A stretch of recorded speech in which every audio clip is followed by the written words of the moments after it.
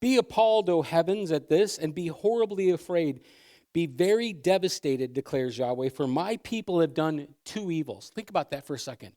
Of all the things God's people have done wrong, he says two. Just two. The first, they have forsaken me, the fountain of living water. The second, they broke for themselves cisterns, broken cisterns that can hold no water. What he's saying is that God's people left God. He didn't leave them. They left their source, this living water. You know what water looks like? It's this, there are times when the Rock River gets a little low, and I look out there and I'm like, boy, I sure hope the rain comes, right? I sure hope it comes. Years ago when our family went with Christian and Stephanie went to Minnesota for the very first time, our children had a really cool, once in our lifetime experience.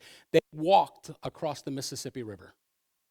I'm not kidding you. They literally walked across the river. It was at a trickle where we were.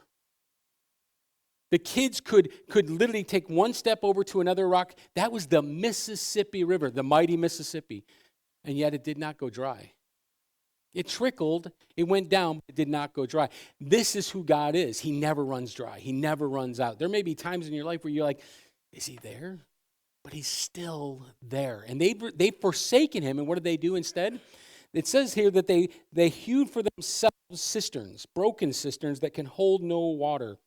And what this is about, this is they've turned to other areas that would carry things like relationships. Maybe it was religion without real. Maybe it was anything or anyone that promises. That tells you here is that these things could hold no water. Think about that. Think about what it says. Like, that's why we're thirsty. That's why we're still hurting and we're still broken.